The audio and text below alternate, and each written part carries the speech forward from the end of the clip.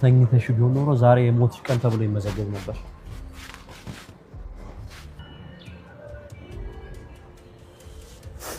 እንዴት ነው ወይስ ከዶክተሮቹ ጋር ተመሳጥራችሁ ነው? ይዘኛ አይደል እንዴ መጣው? ቤት በኩል ይጃዋራቸዋለሁ። ስንት ቀን አብራችሁ ስተኙ የለውም እንዴት አነካሽ? እሱ እንደዚህ አይነት ሰው አይደለም። ለማንኛውም ተኝቶሽ ቢሆን ኖሮ ምን እንደሚፈጠር በደንብ አውቆታል ማለት ነው። በቃ እሱን ተው። ጎበዝ፣ በደንብ እንደዚህ ጠበቃ ሁኚለት። ዘሚ የቀረውን ነገር ቤት ገብተን በደንብ እናወራለን። እሺ በደንብ ነው የምናወራው። ሞገዝና ሉላ የትላንቱ ቀን አያልፍልንም የተባለው ቀን አለፈልን። በቃ ማታ ላይ ሀገር ለቀን እንወጣለን እንጠፋለን እየተባባሉ እያለ በድንገት በር ተቆረቆረ። በሩ ሲቆረቆር ሁለታቸውም ደንግጠው ነበረ። ዝና ይሆናል ማለት ጥርጣሬ ነበራቸው። እነሱም ሞገዝም ወደ በሩ መጣ። እሷን እዛው አስቀምጧት ወደ በሩ መጣ። በሩን ለመክፈት ማን ነው ሲልም በተደጋጋሚ ሲንኳኳ ማን ነው ብሎ ሲጠይቀው ብሩክም እኔ ነኝ ይለዋል። ከዚያም ብሩክም ከበሩን ከፍቶለት ከገባ በኋላ ብሩክ ሞገስን ቀና ብሎ የሚያይበት አይን አልነበረውም። አንገቱን እያቅለሰለሰ እሱን የሚመለከትበት አይን አቅም አልነበረውም ነበረ። በቃ ከኋላ ይቅርታ አድርግልኝ እያለ ከኋላ ይዞት የሄደውን እንግዳ እንዲገባ አደረገው። እሱም እየተሳደበ መጣ እንደፈረደበት። አንቺ ውርደታም አዋረድሽኝ እያለ አንቺ ቅሌታም ዘንድሮ እንዳንቺ አድርጎ ያዋረደኝ የለም ሂሳብሽን እሰጥሻለሁ እያለ ሞገስም ደግሞ አለቃትም ሉላ ከዚህ በኋላ የኔ ናት ከዚህ በኋላ ሞት ቢመጣ አልሰጥም አሳልፌ በሞት ሉላን አሳልፌ አልሰጥም በማለት የቻለውን ያህል ተሟግቶ ነበር ደረቱን ነፍቶ ፊት ለፊት ላይ ቆሞ።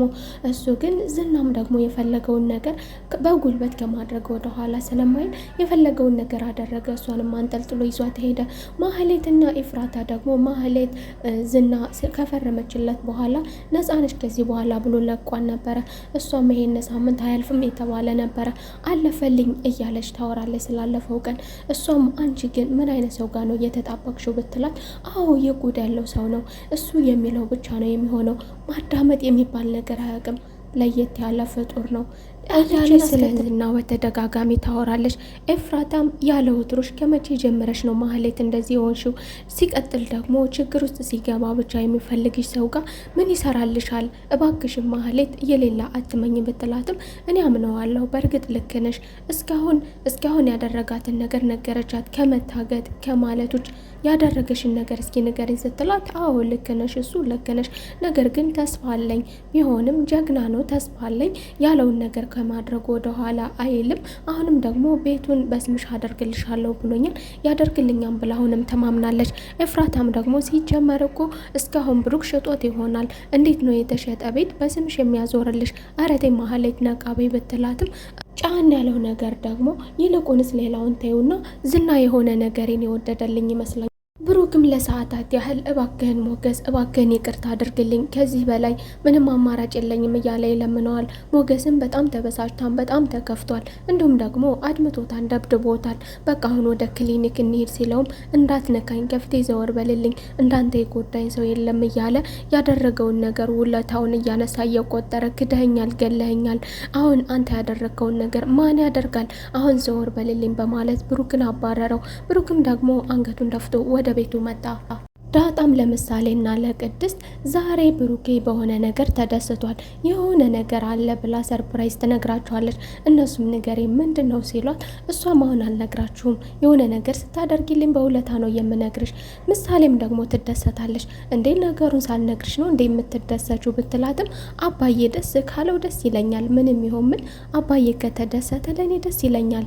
ዝናም ሉላን አንስቶ ከወሰዳት በኋላ እጇን አንጠልጥሎ በቅድሚያ የወሰዳት ወደ ክሊኒክ ነበረ። ወደ ክሊኒክ ወስዶ ምርመራ ነበር ያካሄደው። ከምርመራው በኋላ ምንድነው የተፈጠረው ነገር እናንተ ተመሳጥራችሁ ባልሆነ ከዶክተሮቹ ጋር ነገሩንም ካረጋገጠ በኋላ በዶክተር እሱ ግን አሁንም አልተዋጠለትም። አንቺ ተመሳጥረሽ ነው ይላታል።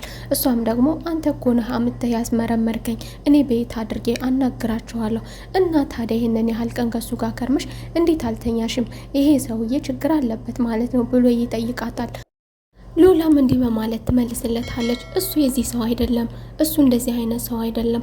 እሱ ደግሞ ወይስ የለውም ምን ለማለት ፈልገሽ ነው?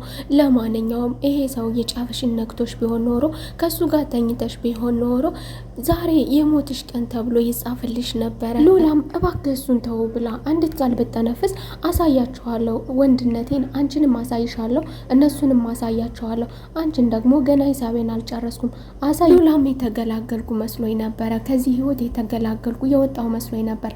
በቃ ውሰድና ግደልና ገላግለኝ፣ ይሄው ነው የቀረ፣ እባክህን ግደለኝና ገላግለኝ ብትለው እሱም የኔ ህይወት ነው እኔ ነኝ አቀማጥያ አስቀምጬ አንቺን ሲኦል የሆነው እስኪ ንገረኝ፣ እኔ ከሌሎቹ በምንድነው የተለየሁት? ጀግና ነኝ፣ ቆንጆ ነኝ ያለው ማንነቱን ጂፕላስ3 ቤት አስቀምጬሻለሁ። ለዛሬ ደግሞ ከወትሮ ትንሽ ረጋ ብሏል። ረጋ ብሎ ያናግራታል። ምናልባትም ናፍቆቱ ይሆናል።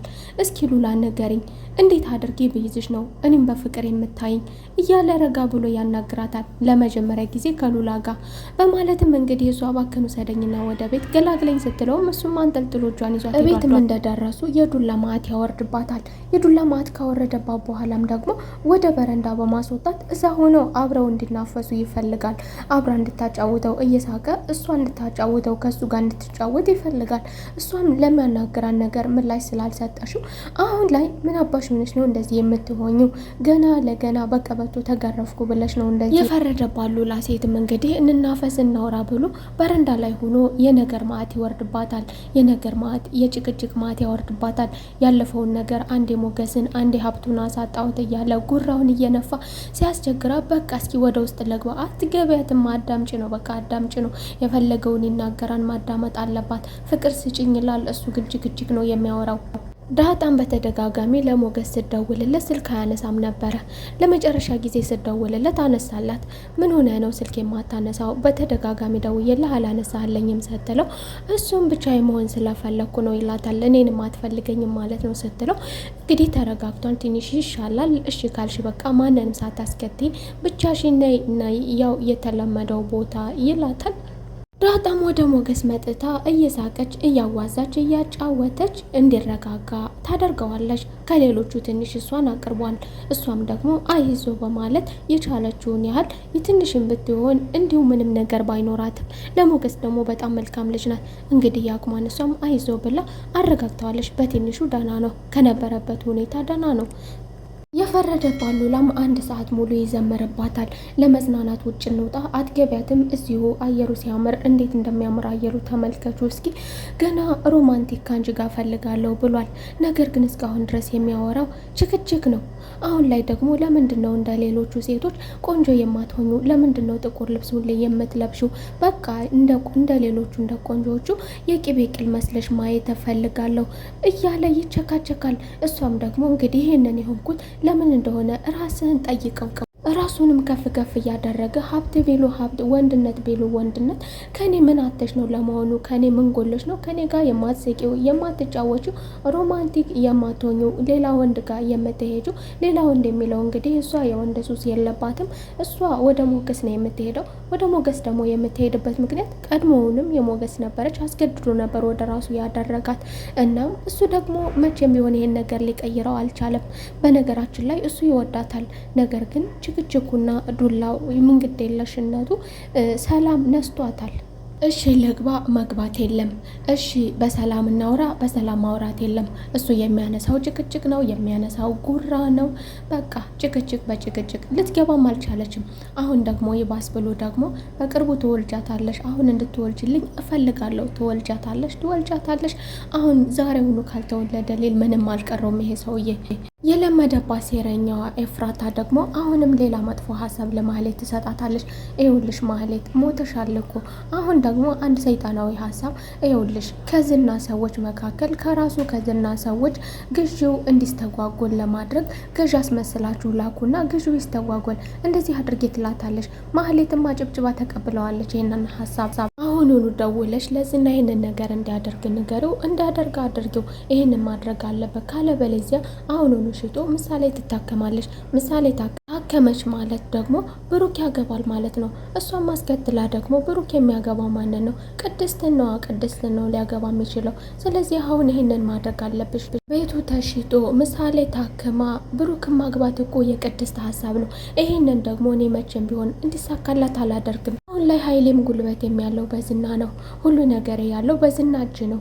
ሞገስ ብሩክ ያለበትን ሁኔታ ከዳጣ ያጣራና ዳጣም ደግሞ አዎ ተሳክቶለታል፣ በቅርቡ ይሞላለታል፣ ትንሽዬ ገንዘብ ብቻ ነው የቀረው፣ ገዥም አግኝቷል፣ በቅርቡ እንግዲህ ተሳክቶለት ትንሽዬ የቀረውንም ገንዘብ እሞላዋለሁ እያለ ነበር ብላ ስትለው እንግዲህ ጓደኛዬን ሽጦ ተሳክቶለታል ማለት ነው፣ በጣም ጥሩ ይላል። ብሩክ የሚያስበው ቀን ተሳክቶለት ያሰበው ነገር ተሳክቶለት ሞልቶልን ለባብሶ ሊወጣ እንግዲህ ቅድስትንና ምሳሌን ዛሬ ተሳክቶልኝ ሊሄድ ነው ሰዎቹን ላገኛቸው ነው በማለት ዝንጥ ብሎ ወደ ጉዳዩ ሊሄድ እየወጣ እንግዲህ መርቃችሁ ሸኙኝ ብሎ ከቅድስቴና ቤተሰብ ያለውን እንግዲህ ቅድስቴንና ምሳሌን ቅፍቅፍ ብለው እየሸኙት ነበር። የዛሬው ክፍል ይሄንን ይመስል ነበር። በሚቀጥለው ክፍል ተመልሰን እስከምንገናኝ ውድና የተከበራችሁ ቤተሰቦቼ በያላችሁበት መልካም ቆይታ